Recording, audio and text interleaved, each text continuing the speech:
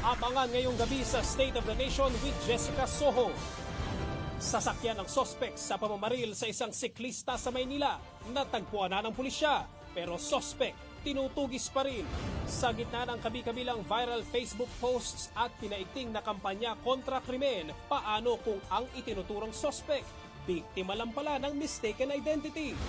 At Pangulong Rodrigo Duterte, ipinagmalaki ang kanyang sapatos na tatak Marikina. Lahat ng yan sa State of the Nation with Jessica Soho ngayong alas 9 ng gabi dito sa GMA News TV.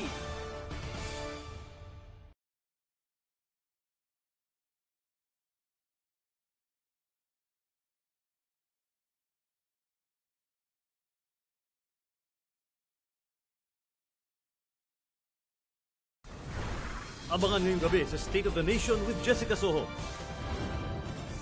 Abu Sayyaf kumpirmadong may panibagong 3 bihag na Malaysian mula sa Sabah.